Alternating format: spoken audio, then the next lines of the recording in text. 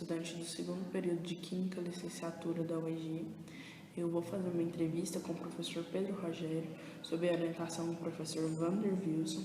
O professor Pedro Rogério ele vai falar sobre as correntes epistemológicas e o que ele entende dessa parte, das correntes positivas, transdisciplinar, fenômeno hermenêutico, histórico, crítico, arqueológico, transdisciplinar, e vai fazer uma crítica à ciência de Kant e à ciência de Feyerabend. Então, eu gostaria de ouvir a posição do professor Pedro em relação a essas correntes epistemológicas. Bom, o conhecimento epistemológico, ele foi criado por um filósofo grego. As ideias epistemologia vem de episteme, que significa um conhecimento. E o conhecimento que se busca é um conhecimento verdadeiro. É um conhecimento que possa chegar a algo de fato real. Platão cria esse pensamento a partir do texto Alegoria das Cavernas, ou Alegoria da Caverna. No texto Alegoria da Caverna, ele coloca o que é real e o que é só sombra, e essa sombra é projetada a partir de algo real. Portanto, no conceito epistemológico, ele vai adquirir de fato um conhecimento verdadeiro. Fazendo oposição a esse tipo de ideia, vem a doxa. E Platão cria a doxa com aquela ideia de imagem do mundo sensível. Portanto, vai ser um conhecimento que não tem tanta razão de ser. A doxa, ela vai ser um conhecimento ilusório. A doxa vai ser um conhecimento desprovido de um propósito real. Agora, a episteme, ela vem já de um campo das ideias, já de um pensamento verdadeiro, né? Portanto, partindo desse princípio, todas as outras filosofias e todas as outras possibilidades de pensamento e partindo para um sistema educacional, elas vêm sempre a buscar, através da sua metodologia, a ideia de conhecimento e um conhecimento verdadeiro.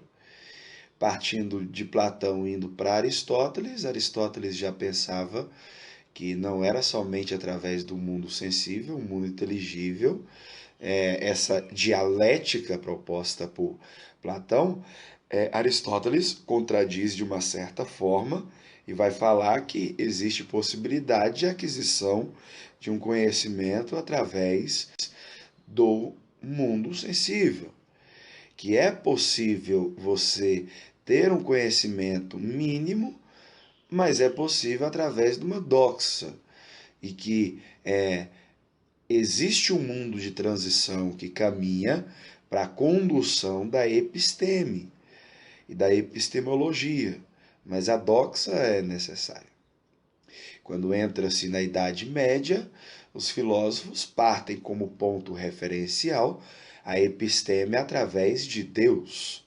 A teologia entra como pensamento necessário, como pensamento fundamental para a aquisição de um conhecimento verdadeiro. Deus é o balizamento para a filosofia e para se atingir a episteme. Não obstante, Santo Agostinho aproveita da filosofia de Platão para tais ideias, para tais pensamentos.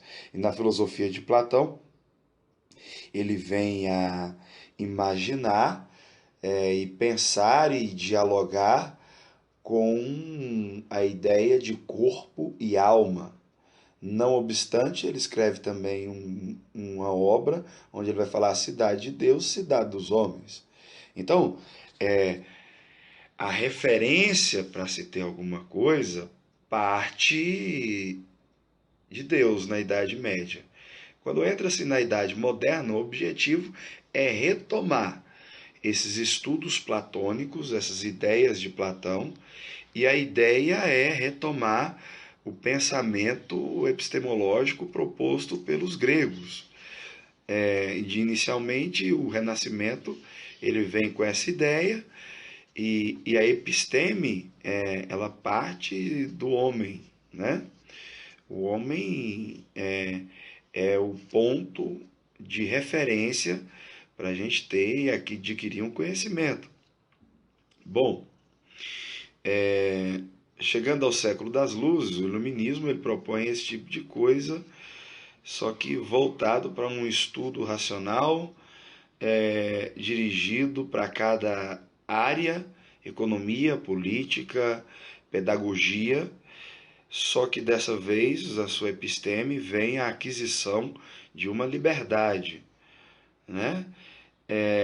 Liberdade de pensamento, autonomia de pensamento, a humanidade, a declaração do homem, do cidadão universal, do homem, do cidadão. Então, vem a padronizar esse tipo de ideia, para a gente ter e adquirir um conhecimento. Bom, chegando ao século das luzes, o iluminismo ele propõe esse tipo de coisa, só que voltado para um estudo racional, dirigido para cada área, economia, política, pedagogia, só que dessa vez a sua episteme vem a aquisição de uma liberdade, né? Liberdade de pensamento, autonomia de pensamento, a humanidade, a declaração do homem, do cidadão universal, do homem, do cidadão. Então, vem a padronizar esse tipo de ideia. Bom, o que nós temos em comum nas teorias epistemológicas é que todas elas buscam uma aquisição de conhecimento, buscam saber, buscam sempre educar o indivíduo a um conhecimento verdadeiro e real. Todas elas estão preocupadas com o simples fato do indivíduo conseguir possuir conhecimento. E esse conhecimento sempre com o objetivo de ser um conhecimento real.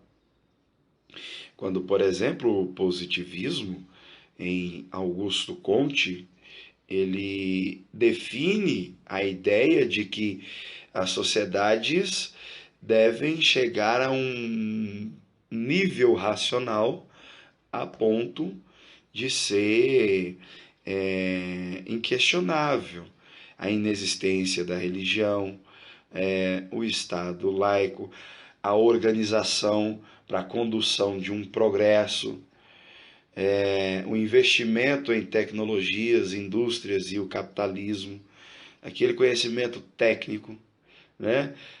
Acompanhando isso aí vem Emile Durkheim também nesse pensamento e nessa ideia, só que o Emile Durkheim ele especifica mais as áreas da sociedade como conhecimento e tal. Então, todas essas teorias epistemológicas, elas têm um ponto de referência que é você possuir conhecimento. E esse ponto de referência, a gente não pode esquecer que parte de nada mais, nada menos que Platão, que pensou nessa ideia do que é ilusão, do que pertence ao mundo sensível, o que é doxa, que é apenas uma simples opinião, e o que é o episteme, que é conduzir o indivíduo a um pensamento que é real, a um pensamento que é verdadeiro, a um conhecimento de fato, e nada algo como opinião. O mundo científico, o mundo da educação, vem a transmissão desse conhecimento. É claro que algumas ideias trazem a opinião como algo que agregue esse valor. Mas o conhecimento verdadeiro e não o que está projetado numa sombra é o que vale para a condução do sucesso, para a condução da felicidade humana, o que os gregos vão chamar de eudaimonia, que é a ideia de felicidade. Ok? Valeu.